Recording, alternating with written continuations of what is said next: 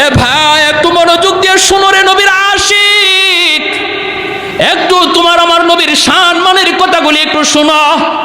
আমি তো শুধু শানের কথাগুলা বলতেছি, আমার নবী এখনো আসেনি নাই দুনিয়ায়। দুনিয়া আসার আগে নবীর শান কি ছিল ওই কথাগুলি শুধু একটু বলতেছি, মনোযোগ দিয়ে শোনো। আজকে কার প্রেমে পাগল হয়েছো তুমি? কোন খেলোয়াড়ের প্রেমে পাগল হয়েছো? কোন মানুষের প্রেমে পাগল হয়েছো? পাগল যদি হওয়ার কথা, মহব্বত যদি তোমার করার কথা, ইশক ভালোবাসা যদি তোমার অন্তরে নেওয়ার কথা, তিনি হবেন তোমার নবী, তোমার কান্ডারি নবী, নবী মুহাম্মাদুর রাসূলুল্লাহ সাল্লাল্লাহু আলাইহি ওয়াসাল্লাম। উলামায়ে কেরাম কয়, বাদশা আপনি চলে যান, আমরা ইয়ামেন ফিরে যাব না, আমরা মদিনাতে আমাদের কবর বানাতে চাই, মদিনা যেন আমাদের কবর হয়। বাদশা বলতেছে, আমারও তো মন চায় আমার কবরটাও মদিনায় হোক, কিন্তু আমি তো ইয়ামেনের বাদশা, আমি যদি বাদশাহী যদি আমাকে ছাড়তে হয়, কাউকে বুঝাইতে হবে, কি করব? আমি চলে যাই, তোমরা এখানে থাকো, আমি তোমাদের জন্য 400টা ঘর বানিয়ে দিয়ে যাই।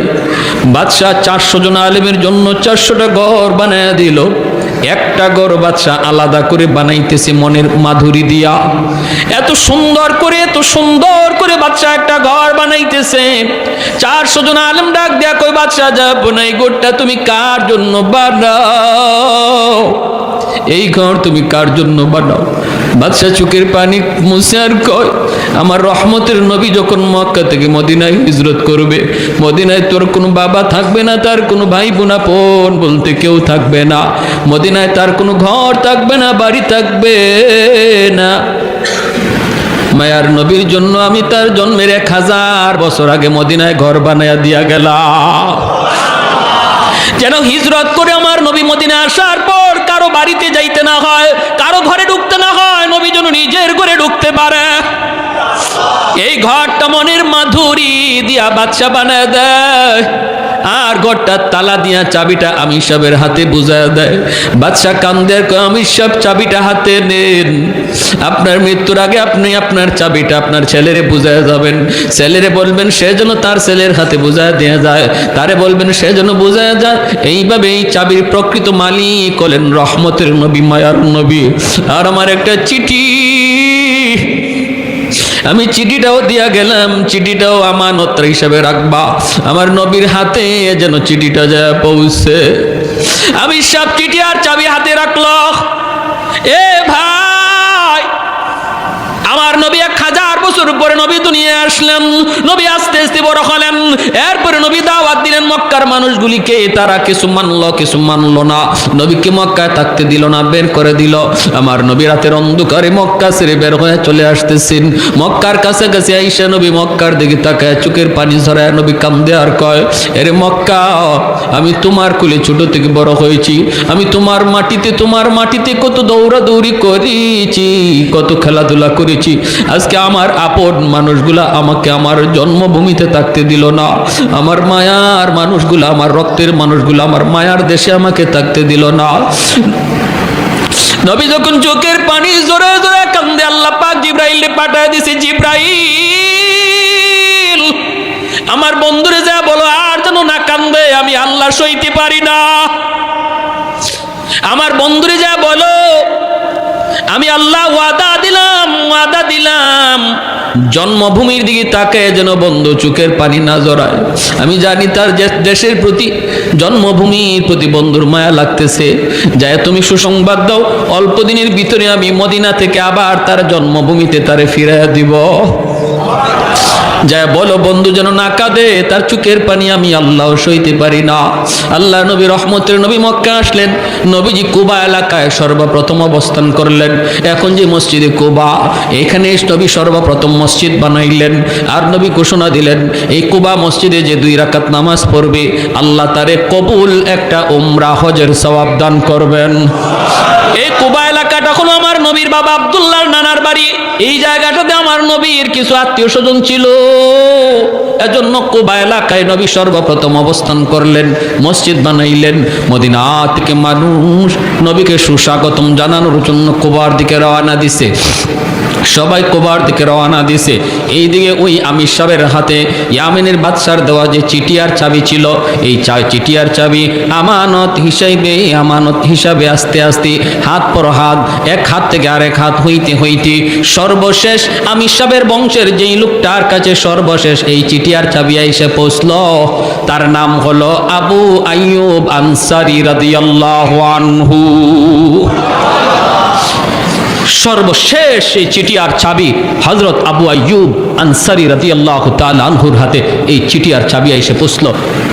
মদিনার মানুষজন কুবার দিকে যায়, মানুষেরা কয় আবু আইয়ুব তুমি কি যাইবা না নবীকে আগে আনতে? আবু আইয়ুব আনসারী কয় তোমরা যাও, আমি একটা ঘর মোছামুছি করতেছি, পরিষ্কার করতেছি।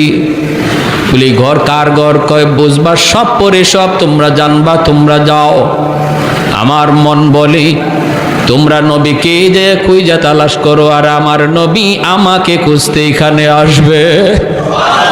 আমার মন বলে মায়ার নবী আমাকে খুঁজতে এখানে আসবে, কারণ আমার আল্লাহ অবশ্যই তার বন্ধুকে জানায় দিছে, বন্ধু তোমার ঘর রেডি আছে, এখন ওই ঘরের তালা কেউ খুলে না, সবার আগে তুমি যা তালা খুলবা। আল্লাহ নবী রহমতের নবীর কাছে মদিনার মানুষজন যা বলতেছে, নবী গো আমার বাড়িতে আপনি আগে উঠুন। ওগো নবী আমার অতটা বাড়ি আছে, এতটা ঘর আছে, থাকার কোনো সমস্যা নাই। আল্লাহ নবীকে যার যার বাড়িতে নেওয়ার জন্য সবাই পাগল পারা হয়ে গেল। মায়ার নবী দয়ার নবী তখন বলতেছেন আমি কার বাড়িতে থাকবো, কার বাড়িতে উঠবো আমি জানি না, আমি কোথায় যাব এটা জানেন আমার আল্লাহ জানে। আমার উটনি, আমি যেই উটের উপরে সওয়ার হয়েছি এই উট জানে আমার ঠিকানা কোথায় হবে। আল্লাহু আকবার। कौनैन मुख्तार खुदा तुमको बनाया, कौनैन मुख्तार खुदा तुमको बनाया, उम्मत का निगाहबान खुदा तुमको बनाया, उम्मत का निगाहबान खुदा तुमको बनाया। मौला मेरा आका मेरा रहमत की नबी है, ताजदार मदीना है तुम्हारे अरबी है, ताजदार मदीना है तुम्हारे अरबी है। अशजार ने देते हैं नबूवत के शहादत, तशकीक कमर में है तो अंगुल की इशारात। আমার নবীর আঙ্গুলের ইশারায় চাঁদ দুই টুকরা ওইছে না ওইছে না? ভাইরা আমার এজন্য বলতেছিলাম আল্লাহ নবী বলতেছে আমি জানি না কোথায় যাব, কোন দিকে যাব, জানেন আমার আল্লাহ জানে। আমার উটনি মায়ার নবী উটের পিঠে উঠে গেলেন। সাহাবায়ে কেরাম মদিনার মানুষ যাদেরকে আনসার বলা হয়, নবীর সাথে যারা মক্কা থেকে মদিনায় হিজরত করেছে তাদেরকে মুহাজির বলা হয়, আর মদিনার মানুষ যারা নবীকে সাহায্য করেছে তাদেরকে আনসার বলা হয়। আনসার শব্দের অর্থই হলো সাহায্যকারী। তারা সাহায্য করেছেন, জায়গা দিয়েছেন, ঘর দিয়েছেন, টাকা দিয়েছেন, সব দিক দিয়ে সহযোগিতা করেছেন, বিদায় তাদের নাম হলো আনসার। সবাই যায়, যান না শুধু একজন, তিনি কে? আবু আইয়ুব আনসারী। তিনি তো ওই ঘরটা শুধু মুছামুছি করতেছেন, পরিষ্কার করতেছেন। আমার নবী উটনি একে একে নবীকে নিয়ে চলতে লাগলো। সামনে একজনের বাড়ি পড়ে, ওই বাড়িওয়ালা মনের ভিতরে বড় আশা নিয়ে বসা থাকে, ও মালিক তোমার বন্ধুর উটনিটা যদি আমার বাড়ির সামনে একটু বসতো, হায়রে যদি আমার বাড়ির সামনে উটনিটা একটু বসতো। কিন্তু না, বাড়িটা পাস করে যখন উটনিটা চলে যায় সে নিরাশ হয়ে যায়। সামনের বাড়িওয়ালা বুক ভরা আশা নিয়ে আবার বসা থাকে, মনে হয় আমার বাড়িতে উটনিটা বসবে, তার বাড়িতে উটনিটা বসলো না। আগাইতেছে মক্কা মদিনার অলি গলি দিয়ে উটনিটা যায়, কেউ তারে রাস্তা চিনায় দেওয়া লাগতেছে না, যেন উটনি মদিনার সব রাস্তা চিনে। এইভাবে উটনিটা মায়ার নবীকে নিয়ে ঘুরতেছে, ঘুরতে ওই সেই বাড়ি যেই বাড়ি নবীর জন্মের 1000 বছর আগে ঘর বানায়া গেল। ইয়ামেনের বাদশা তুব্বাই আউয়াল হিময়ারি মসজিদ নববীর পাশে ওই ঘরের সামনে নবীর উটনিটা গেল।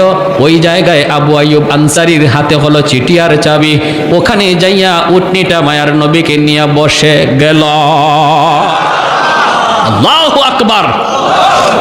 আবু আইয়ুব আনসারী আমার নবী, রহমতের নবী, মায়ার নবী ডাক দেয়া বলতেছেন, আবু আইয়ুব কোথায় আমার চিঠি আর চাবি আমার হাতে দাও। কেউ বলে নাই। ওই সময় মদিনার মানুষ নবীর সাথে হিজরতকারী আবু বকর, কেউ জানে না এই চিঠির ইতিহাস কি, চাবির ইতিহাস কি। আল্লাহ নবী যা বলতেছেন, আবু আইয়ুব কোথায় আমি নবীর চিঠি আর চাবি, তোমার কাছে আমানত, আমার আমানত আমার হাতে বুঝায় দাও।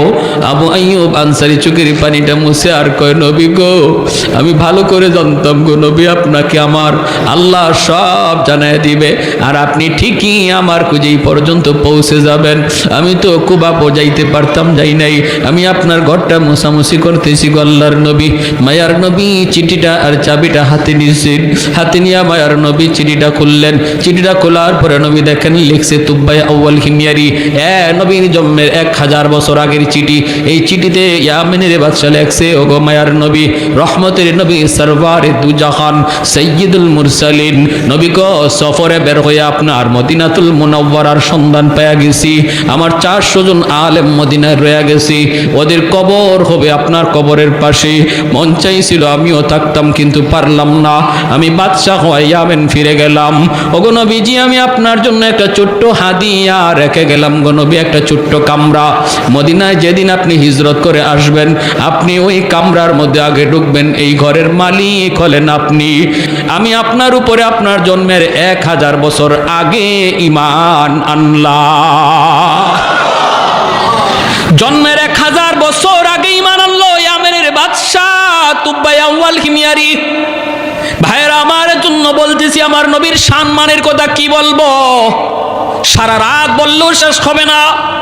মায়ার নবী, দয়ার নবী জন্মগ্রহণ করলেন। নবী জন্মগ্রহণ করলেন, মক্কার পাশ থেকে মানুষজন, মহিলারা বাচ্চা নেওয়ার জন্য আসতেছে লাইন ধরে। নবীর দুধমা হালিমা সাদিয়া তিনিও আসতেছেন লাইন ধরে। বান্ধবীদের সাথে হালিমা সাদিয়ার উটনিটা কোনোভাবেই সাথে পাল্লা দিয়া পারে না, কারণ হালিমা সাদিয়ার উটনিটা বড় দুর্বল। আল্লাহর নবী, রহমতের নবী, মার কুলে জন্মের আগেই তো নবী বাবা হারাইলেন। আমার নবী তো এতিম। হালিমা সাদিয়া বান্ধবীদের সাথে পাল্লা দিয়া পারলেন না, ওরা আগে চলে আসলো, কারণ উট ছিল তার বড় দুর্বল, হাঁটতে পারে না। বান্ধবীরা আগে আইসা একে একে ভালো ভালো ঘর থেকে বাচ্চাগুলি টাকার বিনিময়ে নিয়ে গেল। আমার নবীর দরজার সামনে যা হাজির হয়, হাজির হয়ে কয়, বাচ্চা আসেনি? নবীর মা আমেনা কয়, আছে তো। কয়, বাবা আসেনি? নবীর আম্মা চোখের পানিটা মুছে আর কয়, না, আমার সন্তানের বাবা নাই, আমার সন্তান মোহাম্মদ ইয়েতিম, আমার সন্তান আব্বা কইয়া ডাক দিতে পারে না। বাবা ডাক দেওয়ার ভিতরে কত মজা আমার নবী জানে না, আব্বু ডাকটার মধ্যে কত মজা আমার নবী জানেন না। কয়, না না, এতিম সন্তান নেওয়া যাবে না, নাইলে আমরা বকশিশ বেশি পাবো না।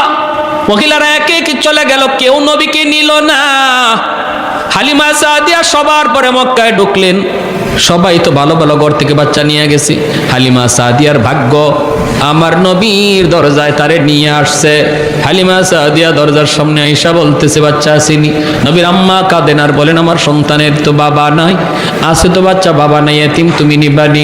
হালিমা সাদিয়া দরজার বাহির থেকে বলতেছে, দরজাটা একটু খুলো, তোমার মানিকের চেহারাটা এক নজর দেখাও, এরপরে সিদ্ধান্ত নিব আমি নিব কি নিব না। দরজাটা খোলার পর আমার নবীর চেহারাটা দেখা মাত্র হালিমা সাদিয়া আল্লাহু আকবার বলে আওয়াজ দিয়া উঠলেন, আল্লাহু আকবার। হালিমা সাদিয়া কই গো, আমেনা, আমি হালিমা জীবনে কত সুন্দর সন্তান দেখেছি, এত সুন্দর বালক আমি জীবনে কোনোদিন দেখি নাই। আমেনা বলতেছে, তুমি কেমনে দেখবা, আমিও তো দেখি নাই। আল্লাহ পাক কয়, জিব্রাইল রে, হালিমাও বুঝি আমার বন্ধুর মতো দেখে নাই, মায়ও বুঝি আমার বন্ধুর মতো কাউরে দেখে নাই, তুমি জিব্রাইলে দেখছো নি?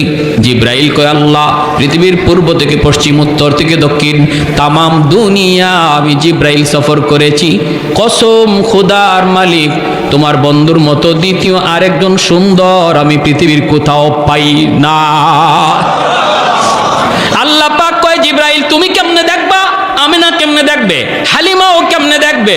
আমি আল্লাহ কি বলি শুনো, আমি তো খালিক, আমি তো মালিক, আমি তো মানুষ বানাই, আমি আল্লাহ বলতেছি আমার বন্ধুর মতো দ্বিতীয় আর একজন পৃথিবীতে আমি অতীতে বানাই নাই, ভবিষ্যতেও বানাবো না। মা আহসানা মিনকা লাম তারাকাতু আইনি ওয়া আজমালা মিনকা লাম তালিদিন নিসাউ খুলিকতা মুবাররাআম মিন কুল্লি আইবিন কাআন্নাকা খুলিকতা কামা তাশাউ। এজন্য হযরতে হাসান রাদিয়াল্লাহু তাআলা আনহু বলতেন, ওগো নবী, আপনার মতো এত সুন্দর কোন চোখ কোনোদিন দেখে নাই, আপনার মতো এত সুন্দর কোন সন্তান পৃথিবীর মা জন্ম দেয় নাই। ওগো নবী, আপনার চেহারার দিকে তাকাইলে মনে হয় আল্লাহ আপনারে জিগায় জিগায় বানাইছে। আল্লাহ আপনার চেহারা বানাইবার সময় যেন আপনারে জিজ্ঞেস করেছে, বন্ধু আমার তোমার চেহারা আমি আল্লাহ বানাবো, বন্ধু কেমনে বানাইলে তুমি খুশি একটু বলো। ওগো নবীজি, আপনার চোখ বানানোর সময় যেন আল্লাহ আপনাকে জিজ্ঞেস করেছে, বন্ধু কেমন চোখ তোমারে দিলে তুমি খুশি হও। নবী গো, আপনি যেভাবে চাইছেন যেন আল্লাহ আপনাকে এমন চক্ষুটাই দান করেছে।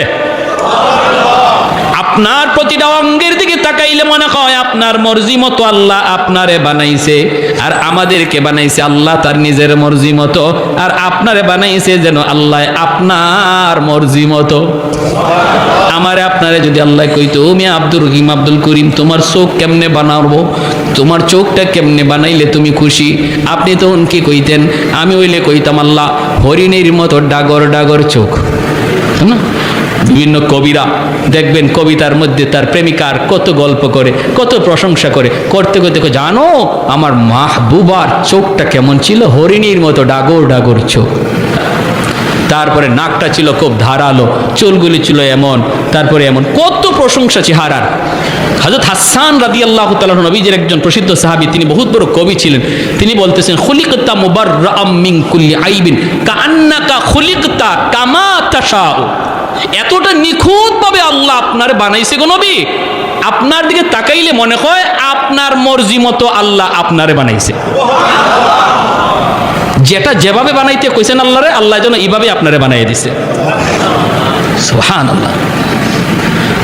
এজন্য আল্লাহ বলে, জিব্রাইল আমার বন্ধুর মতো সুন্দর আরেকজন পাইবা কোত্থেকে? আমি বানাইলে তো পাইবা, আমি তো বানাই নাই, আমি আল্লাহ তো বানাই নাই, পাবা কোত্থেকে? সুবহানাল্লাহ। এজন্য নবীকে কোলে নিয়ে হালিমা সাদিয়া উটের পিটাইয়া বসছেন, আমার কিচ্ছু লাগবো না, আমি বাচ্চা লয়ে যাই। চেহারায় কয় অনেক কিছু, চেহারায় কয় বহুত নিয়ামত, চেহারায় কয় বহুত বরকতি বাচ্চা, বহুত বরকতি বাচ্চা। হালিমা সাদিয়ার স্বামী উটের পিঠে বসা, গিয়ে নিয়ে উঠছে পরে হালিমা সাদিয়ার স্বামী বলতেছে, হালিমা গো কিছু পাইছো? হালিমা সাদিয়া বলতেছেন, স্বামী গো চেহারা দেখো, কিছু না, চেহারায় মনে হয় আমরা সব পায়া গেছি, চেহারায় বোঝা যায় আমরা সব পায়া গেছি। আল্লাহ নবীকে কোলে নিয়ে হালিমা সাদিয়া উটের পিছে বসছেন, আর সামনে বসছেন তার স্বামী। এবার স্বামী উটকে পিটাইতেছেন। খাসাইসুল কুবরা নামক কিতাবের ভিতরে লিখেন আল্লামা জালালউদ্দিন সুয়ুতি রহমতুল্লাহ আলাইহি, পিঠে চাবুক দিয়েছেন, উঠে চল বাড়ি যাব, বাচ্চা তো পেয়ে গেছে। উট নড়ে না, চড়ে না, লড়েও না, পিঠা খায় উঠে, কথা কয় না, আরো পিঠায় উট নড়ে না, চড়ে না। এইবার হালিমা সাদিয়া অবাক, স্বামী অবাক, ঘটনা কি? উট নড়ে না, চড়ে না, বসছে যে আর উঠেই না। এইবার উট আল্লাহর কাছে তার জবান চায়, জবান উঠে আল্লাহর কাছে জবান চায়, মালিক আমি তো হাইবান, তুমি আমার জবান দেও নাই, এতে আমার কোনো বাধা নাই, আপত্তি নাই, কোনো অভিযোগ নাই, মালিক তোমার মর্জি, কিন্তু আল্লাহ এই মুহূর্তে আমার একটু জবান খুলে দাও, আমি আমার মালিকের সাথে একটু কথা বলবো। কেন? আমি উট হাঁটতেছি না, নড়তেছি না। সাথে সাথে আল্লাহ উটের জবান খুলে দিয়েছে। উট ডাক দেয়া কয়, মালিক আমারে যতই মারো, যতই পিটাও, আমি কিন্তু নড়ব না, হাঁটব না, কারণ তোমার পিছনে যে বসছে তোমার বিবি যারে কুলে নিয়ে বসছে, তুমি তারে না চিনলেও আমি উট তারে চিনে ফেলেছি, আমি উট তারে চিনে ফেলেছি। ইনি রহমতের নবী সাইয়্যিদুল মুরসালিন, ওনার খাতিরে আল্লাহ কায়নাত বানাইছে, আমারে বানাইছে, তোমারে বানাইছে। ওই রহমতের নবী যদি তোমার পিছনে বসে বেয়াদবি হয়, বেয়াদবি হয়, আমার রহমতের নবীর আগে বসাও, তুমি পিছনে যাও, আমাকে মারা লাগবে না, আঘাত করা লাগবে না, আমি দ্রুত দৌড়াইতে থাকব। হালিমা সাদিয়ার স্বামী ডাক দিয়া কয়, হালিমা গো কারে লই আইছো? উঠে যারে চিনে, ও হালিমা তুমি সামনে আসো। হালিমা জাদি আমার নবীকে নিয়ে সামনে এসে বসলেন। স্বামী পিছনে বসছে, উট আস্তে করে দাঁড়ায় গেছে। এইবার উঠে ডাক দে, কই মালিক একটা আবদার করি, আমার রহমতের নবী যেখানে যার উপরে চড়বে সেই পৃথিবীর শ্রেষ্ঠ হয়ে যাবে। আমার নবী আমার পিঠে উঠছে, আমি উট পৃথিবীর ভিতরে সবচেয়ে বড় ভাগ্যবান। আসার সময় আমি উটের লাগাম ছিল তোমার হাতে মালিক, এখন যেহেতু রহমতের নবী আমার পিঠে বসছে, নবীর নরম হাতে আমার উটের লাগামটা ধরায়া দাও। আমাকে পিঠা দেওয়া লাগবে না, আমি দ্রুত দৌড়াইতে থাকবো। আমার রহমতের নবীর নরম হাতে যেই উটের লাগাম ধরায়া দিছি, উটের শরীরের মধ্যে আল্লাহ পাক বরকত দিয়া দিছে, শক্তি আল্লাহ দিয়া দিছে। বান্ধবীরা যারা আগে ওনারে ফালায়া বাড়ি যাওয়ার ছিল, মাঝ রাস্তায় যায় ওদেরকে ক্রস করে ফেলছে। বান্ধবীরা কয়, হালিমা গো, এই উটটা এত শক্তি আসলো কোত্থেকে? আসার সময় তোমার উটের কোনো শক্তি ছিল না, তোমার উট আমাদের সাথে হাইটা পারে নাই, এখন দেখা যায় তুমি আমাদেরকে ফালায় চলে যাইতেছ। এটা কি ওই উট নাকি অন্য কোনো উট? হালিমা সাদিয়া চোখের পানি মুছে আর কয়, না রে বান্ধবীরা, এটা ওই উট, এটা কি আগের উটি, নতুন কোন উট নয়। যাবার সময় উটের লাগাম ছিল আমার স্বামীর হাতে, আর এখন উটের লাগাম হলো রহমতের নবীর হাতে। শাফিউ রোজ জাযা ওয়া খতিবে আম্বিয়া, শাফিউ রোজ জাযা ওয়া খতিবে আম্বিয়া, সাহেব হাউজ লিওয়াজিল লে খুদা রোজ আতীদ, সাহেব হাউজ লিওয়াজিল লে খুদা রোজ আতীদ, সাহেব আসরার উনা মুসা আকবর বরমলা, ইলমে ও আজ আউয়ালিনা আখিরি আন্দর মজিদ, রহমাতুল লিল আলামি খন্দশ খুদাওয়ান্দ করিম, খালক খুলক কওল ফিল হাদিয় সিমতে ও হাবিদ। জোরে বলি আল্লাহু আকবার। ওই নবী এখনো রওজায় শুয়ে শুয়ে আমার আপনার জন্য আল্লাহর কাছে কাঁদতেছে। উম্মতের প্রতিটা হরকত, প্রতিটা আওয়াজ, প্রতিটা নড়াচড়া, প্রতিটা কাজ, খবরগুলি আল্লাহ ফেরেশতার মাধ্যমে নবীর কাছে পৌঁছাইতেছে। আমরা এখানে বসে আজকে নবীর আলোচনা করতেছি, আল্লাহ ফেরেশতার মাধ্যমে নবীর কাছে পৌঁছাইতেছে। জোরে কোন সুবহানাল্লাহ।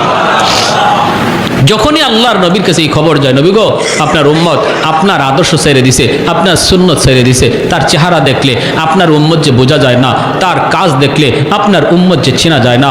ওগো নবী, ওরা তো আজকে ইহুদ খ্রিস্টানদের কালচার নিয়ে আনিছে। তখন রহমতের নবী রওজায় শুয়ে শুয়ে চোখের পানি ঝরায় ঝরায় কান্দে, উম্মত আমি নবী তোমার জন্য উহুদের ময়দানে দান শহীদ করেছিলাম, আমি নবী তোমার জন্যই আবু জাহেলের হাতে আঘাত খেয়ে রক্ত ঝরাইছিলাম, আমি নবী তোমার জন্যই উহুদের ময়দানে রক্ত ঝরেছিল, তায়েফের জমিনে আমার রক্তে পায়ের জুতা আটকে গেছিল। ও উম্মত, আমি তোমার জন্যই করেছিলাম। আমি নবী যদি চাইতাম, আল্লাহ আমি শান্তি চাই, আল্লাহ আমি ধন দৌলত চাই। আল্লাহ বলে, বন্ধু উহুদ পাহাড়টারে স্বর্ণ বানায় তোমার পিছনে ঘুরতে বলবো, তুমি যেদিকে যাবা ওইদিকে তোমার পিছনে স্বর্ণের পাহাড় ঘুরবে, স্বর্ণের পাহাড় ঘুরবে। আমি তো সব কিছুকে লাথি মেরেছি উম্মত তোমার জন্য, তোমার জন্য। আজ সেই উম্মত, আজ সেই উম্মত তুমি বুঝি আজকে আমি নবীর ভুলে গেছো, আমার নবীর আখলাক ভুলে গেছো, আমার আদর্শ ভুলে গেছো। আজকে তোমাকে মসজিদে পাওয়া যায় না, আজ তোমাকে মসজিদে পাওয়া যায় না, ওয়াজ মাহফিলে পাওয়া যায় না, আজ তোমাকে বিভিন্ন গান বাজনার অনুষ্ঠানে পাওয়া যায়। তোমার মুখের দিকে তাকাইলে পরে আমার উম্মত বলে তোমাকে চেনা যায় না। প্যারে হাজিরিন জন্য বলি, যুবক একটু নিজেরে বুঝাও, একটু নিজেরে বুঝাও। কিয়ামতের ময়দানে ওই আমাকে যদি নবীর সামনে দাঁড় করানো হয়, আমার সুরত দেখলে নবী খুশি হবে না লজ্জা পাবে? যদি নবীর সুন্নত না ধরি, নবীর আদর্শ মতো না চলি, আমার নবীর সামনে যখন আমাকে দাঁড় করানো হবে, তখন আমার নবী লজ্জা পাবে, লজ্জা পাবে, কষ্ট পাবে। হায় রে, আমার উম্মতের বুঝি হালত। হাসরের মাঠে নবীর একটা উম্মত এরকমভাবে জাহান্নামের আসামি হয়ে রওনা দিয়া দিছে, জাহান্নামের আসামি হয়ে রওনা দিয়া দিছে। ফেরেশতারা হাত করা পা করা লাগায় নিয়ে যাইতেছে। হযরত আদম আলাইহিস সালামের চেহারাটা হবে সবার চেয়ে উঁচু।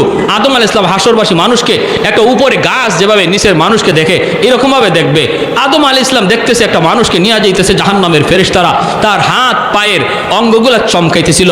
তার গুনার কারণেই নিচ্ছে, কিন্তু সে নামাজ পড়তো, ওযু করতো, আর ওযুর কারণে তার অঙ্গগুলা চমকাইতেছিল।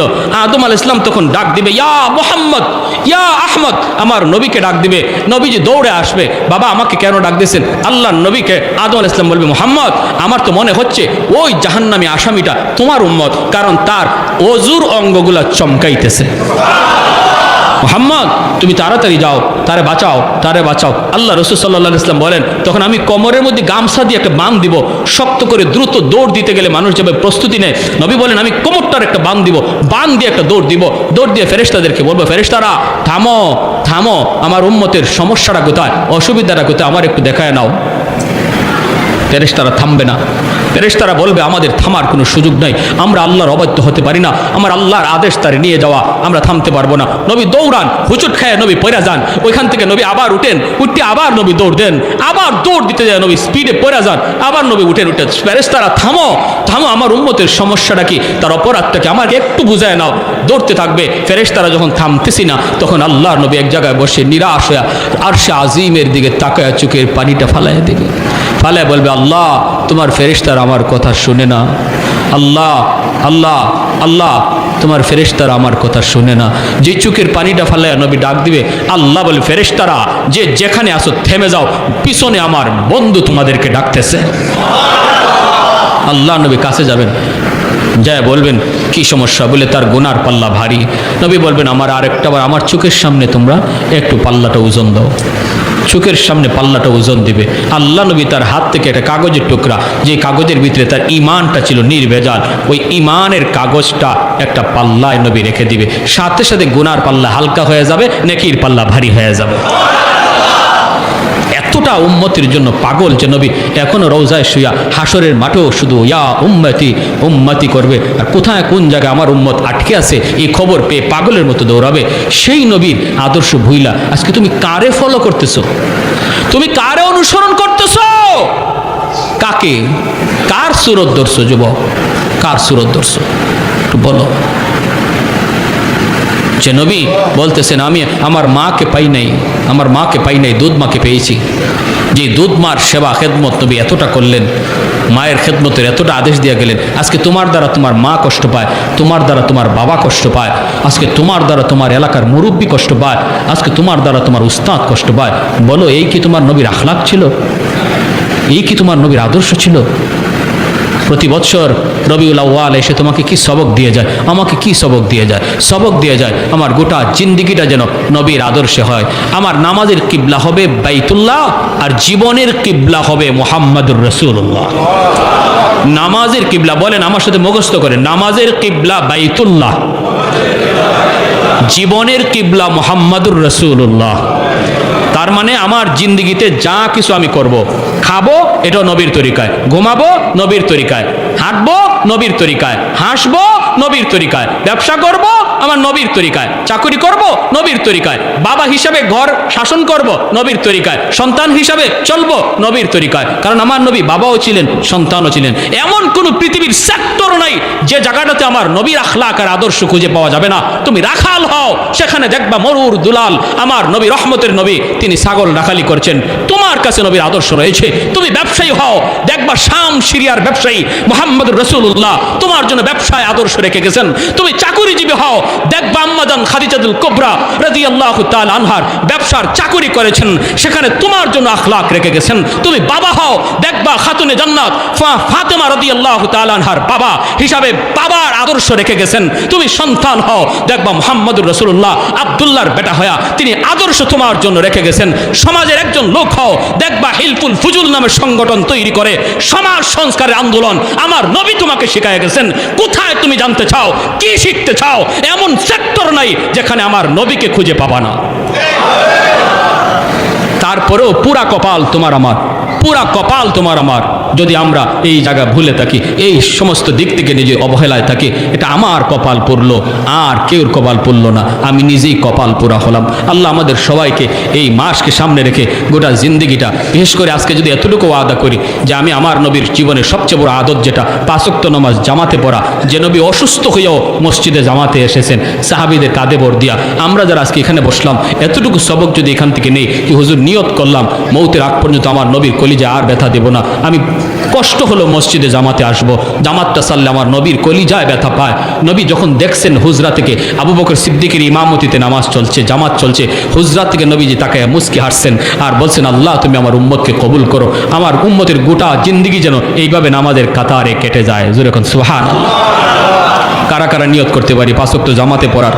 আল্লাহ প্রতিটা হাতকে তুমি কবুল করো। আর যাদের বাপ মা আছে আল্লাহ যেন বাপ মার সেবা করে আমরা চলতে পারি, মা বাবার কলিজায় যেন ব্যথা না দিই।